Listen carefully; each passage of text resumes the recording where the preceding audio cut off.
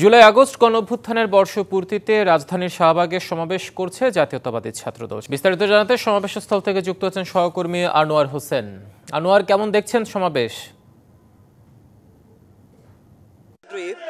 ছাত্রদলের এই যে সমাবেশ, অর্থাৎ জুলাই গণঅভ্যুত্থানের বর্ষপূর্তি উপলক্ষে পূর্ব ঘোষিত যে কর্মসূচি, তারই অংশ হিসেবে সমাবেশ চলছে। আপনাকে যদি বলি, ঠিক এই মুহূর্তে সমাবেশের যে মূল মঞ্চের যে অবস্থা, সেটি হচ্ছে যে এখানে এখন বক্তব্য রাখছেন ছাত্রদলের যে সাবেক যে নেতারা আছেন, যারা এখন বিএনপির একেবারেই যদি বলি যে অনেকটা কেন্দ্রীয় যে নেতৃবৃন্দ, তারা আসলে এখন বক্তব্য রাখছেন। তো বক্তব্য থেকে একটা দুটি তথ্য আপনাকে দিতে চাই, যেটি আমরা দেখেছি বিএনপির বিভিন্ন সমাবেশে যে কথাগুলো বলা হয়, তারই একটি ধারাবাহিকতা আমরা দেখেছি। যে এখানে নেতারা বলছেন এই যে অন্তর্বর্তী সরকার, তাদের প্রতি একটি আহ্বান আছে যে সংস্কার একটু প্রসঙ্গ এখানে এসেছে, কিন্তু মোটা দাগে যেটি নেতারা বলার চেষ্টা করছেন যে একটি সুষ্ঠু নিরপেক্ষ নির্বাচনটা খুব জরুরি। এখন যে অবস্থা বিরাজ করছে, রাজনৈতিক যে কিছুটা সংকট তৈরি হয়েছে, সেখান থেকে উত্তরণের জন্য এমন একটি বক্তব্য কিন্তু এখন পর্যন্ত নেতাদের কাছ থেকে আমরা আসলে দেখতে পাচ্ছি। আর একই সঙ্গে একটু বলে রাখি, যেটি আপনি খবরে বলছিলেন, আজকের এই সমাবেশের যে প্রধান অতিথি বিএনপির ভারপ্রাপ্ত চেয়ারম্যান তারেক রহমান, তিনি লন্ডন থেকে ভার্চুয়ালি যুক্ত হয়েছেন বেশ কিছুক্ষণ আগে। একই সঙ্গে মঞ্চে আছেন আজকের এই সমাবেশের বিশেষ অতিথি বিএনপি মহাসচিব মির্জা ফখরুল ইসলাম আলমগীর। যে কথাটি বলতে চাই যে আজকের এই সমাবেশ থেকে আরও কিছু বিষয় তথ্য আসবে আমরা জানতে পেরেছি। তার মধ্যে যদি বলি যে আসলে এই যে তরুণ প্রজন্ম, তরুণদের আসলে চিন্তা ভাবনা, আশা আকাঙ্ক্ষার পূরণটি কিভাবে হবে, কর্মসংস্থানটা কিভাবে নিশ্চিত হবে, অর্থাৎ তরুণরা কি ভাবছে আগামীর নির্বাচন নিয়ে, তারা ভোট কাকে দিবে, অর্থাৎ তরুণদের একটি বড় অংশ ভোটার যারা গত যদি বলি যে কোনো আছে যে 10-15 বছর ধরে অনেক তরুণরাই তারা ভোটটি দিতে পারেনি, সেই জায়গা থেকে তারা আসলে ভোট দেওয়ার জন্য যে মুখিয়ে আছে, তারা কতটা আসলে পজিটিভ জায়গায় আছে, এই বিষয়গুলো কিন্তু এই বার্তা এই সমাবেশ থেকে আসবে।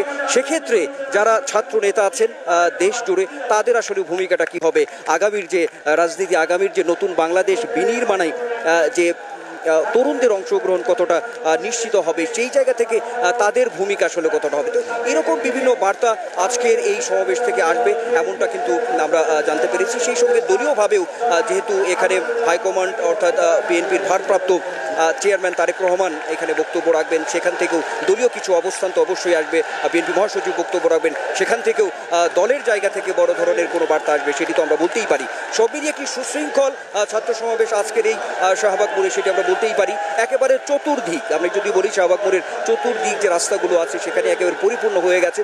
ঢাকা সহ দেশের বিভিন্ন এলাকা থেকে ছাত্র দলের যে বিভিন্ন ইউনিট আছে, সেই ইউনিটের নেতাকর্মীরা এখানে এসে উপস্থিত হয়েছেন। তো আগে থেকেই বলা হচ্ছিল 1 লাখ জমায়েত তারা আসলে ছাত্রদল করতে চায় এই সমাবেশকে কেন্দ্র করে, সেই জায়গাটা কিন্তু আমরা আসলে দেখতেই পাচ্ছি, বলাই যায়। তো এখন একটু বলতে চাই, এখানে কেন্দ্রীয় নেতা, অর্থাৎ ছাত্র দলের যে সাবেক যে নেতারা আছেন, যেমন আমি এখন মঞ্চে দেখতে পাচ্ছি ছাত্রদলের সাবেক বর্ষিয়ান নেতা আমানুল্লাহ আমান, তিনি বক্তব্য রাখছেন। তো এরকম নেতারা এখানে উপস্থিত আছেন, বক্তব্য করছেন। আমরা পর্যায়ক্রমে আজকের প্রধান অতিথি বিএনপির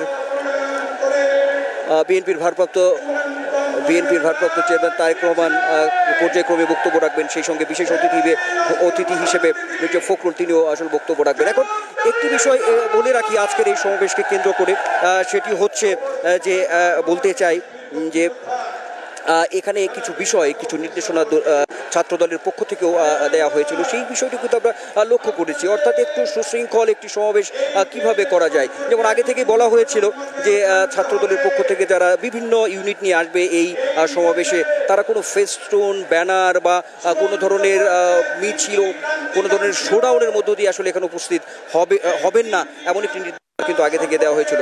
অর্থাৎ এই সমাবেশটি একটি সুশৃঙ্খল একটি সমাবেশ হবে, এমন একটি বার্তা দেওয়া হয়েছিল, সেই চিত্রটি কিন্তু আমরা আসলে দেখতে পাচ্ছি। আরেকটি বিষয় আছে, যেমন আজকের এই ছাত্রদলের সমাবেশ একটি বড় ধরনের সমাবেশ, ঐতিহাসিক সমাবেশ যদিও বলা হচ্ছে এখান থেকে। তো তাদের আগের যে একটি কর্মসূচি ছিল, সেটি হচ্ছে কেন্দ্রীয় শহীদ মিনারে তারা সমাবেশী করবেন, এমন একটি ঘোষণা কিন্তু আগে থেকে দেওয়া হয়েছিল। কিন্তু সেই জায়গা থেকে তারা কিন্তু অনেকটাই ছাড় দিয়েছে, এমনটাও নিশ্চয়ই আপনি জানেন।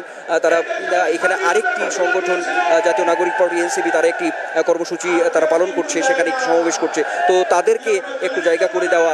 কারণ ছাত্রদলের পক্ষ থেকে আগেও বলা হয়েছিল যে তারা কেন্দ্রীয় শহীদ মিনারে সমাবেশ করবেন, তার জন্য যে সংশ্লিষ্ট কর্তৃপক্ষ আছে তাদের কাছ থেকে অনুমোদনও নেওয়া হয়েছিল, তো সেটিও ছিল, তো সেটিকে তারা পাশ কাটিয়ে ছাড় দিয়ে তারা এখানে এই সমাবেশটি করছেন। তো এই জায়গা থেকে বলা যায় বা এখান থেকেও আমরা বলতে দেখেছি ছাত্রদলের কেন্দ্রীয় নেতারা বলছিলেন যে আসলে রাজনীতিতে একটি সৌহার্দ্যপূর্ণ অবস্থান, সৌহার্দ্যপূর্ণ পরিবেশ তারা আসলে সৃষ্টি করতে চায়, এটিও তারা উদাহরণ হিসেবে নিয়েছেন।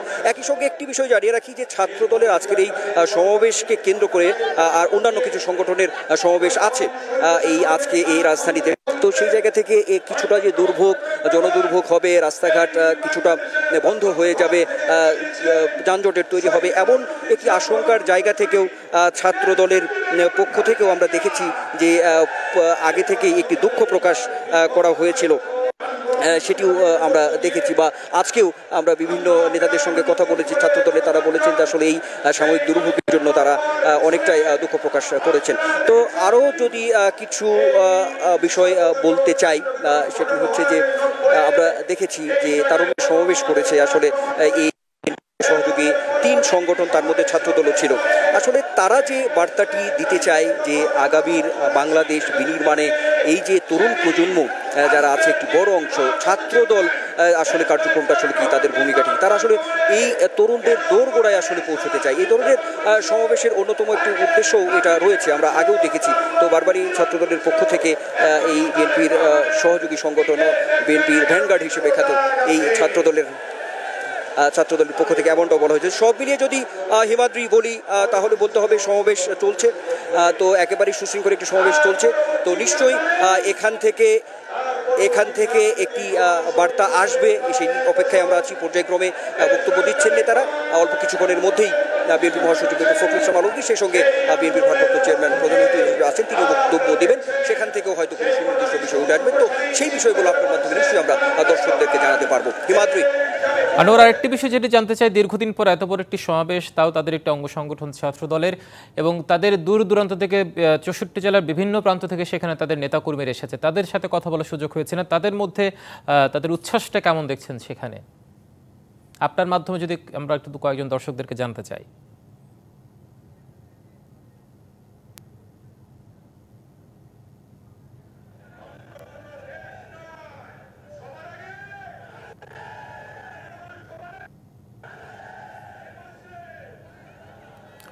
আনোয়ার, আপনার কাছে যে প্রশ্নটা রেখেছি সেটা হচ্ছে, দীর্ঘদিন পর এত বড় একটি সমাবেশ হচ্ছে ছাত্রদলের, বিএনপি যে ছাত্র সংগঠন যেটির, এবং 64 জেলা থেকে তাদের বিভিন্ন দূর দূরান্ত থেকে নেতাকর্মী এসে, তাদের উচ্ছ্বাসটা কেমন দেখছেন? আর আজকের এই সমাবেশ থেকে কেমন ঘোষণা আসতে পারে যেটি মনে করছেন আপনি? তারেক রহমান সেখানে যুক্ত হয়েছেন, এই যে তরুণ যে সংগঠনটির উদ্দেশ্যে তাদের বক্তব্য কি থাকতে পারে?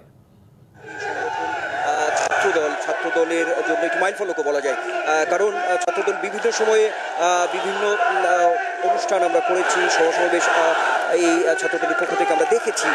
তো সেই জায়গা থেকে আজকের এই সমাবেশটিকে একেবারে ঐতিহাসিক বলা হচ্ছে। নিশ্চয়ই আপনি দেখতে পাচ্ছেন এখানে ছাত্রদলের যে নেতাকর্মীরা আছেন তারা স্লোগানে কিন্তু একেবারে মুখর, বিভিন্ন ভাবে স্লোগানে মুখর, এবং সেই সঙ্গে এখানে ভার্চুয়ালি যুক্ত আছেন লন্ডন থেকে বিএনপির ভারপ্রাপ্ত চেয়ারম্যান তারেক রহমান, তিনিও হাত নেড়ে তাদেরকে আসলে উৎসাহ দেওয়ার চেষ্টা করছেন। আর এখানে আমরা দেখেছি যে সাবেক ছাত্রদল যে নেতারা এখানে উপস্থিত আছেন মঞ্চে, তারাও কিন্তু পর্যায়ক্রমে বক্তব্য দিচ্ছেন। তো সেই একরকম উদ্দীপ্ততা আমরা দেখছি এইখানে, যে তরুণ যারা নেতৃত্ব আছে, যারা আগামীর বাংলাদেশ বিনির্মাণে একটি সুষ্ঠু সুন্দর একটি পরিবেশের মধ্য দিয়ে একটি বাংলাদেশ নির্মাণ হবে, সেই জায়গা থেকে যে স্বপ্নগুলো নিয়ে তারা এখানে এসেছেন। এবং এখানে যারা আছেন, আমরা বিভিন্ন দেশের বিভিন্ন প্রান্ত থেকে যে নেতাকর্মীরা এখানে এসেছেন ছাত্রদলের পক্ষ থেকে, তারাও যে কথাটি বলার চেষ্টা করছেন, অর্থাৎ জুলাই গণ অভ্যুত্থানের যে চেতনা, সেই চেতনাটাকে তারা আসলে ধারণ করতে চায়,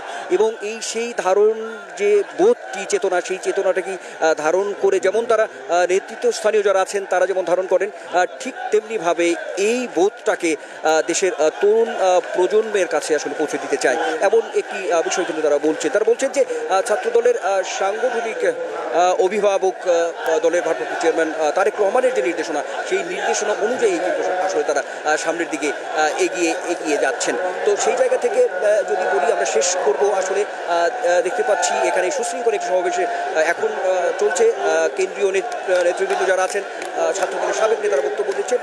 যদি শেষ করতে চাই যেটি বলে সেটি হচ্ছে নিশ্চয়ই দলীয়ভাবে কিছু অবস্থান আজকের এই সমাবেশ থেকে ভারপ্রাপ্ত চেয়ারম্যান তারেক রহমান তার বক্তব্যে উঠে আসবে। বিএনপি মহাসচিবের বক্তব্যেও হয়তো কিছু দিক নির্দেশনা থাকবে, এমনটা আমরা বলতেই পারি।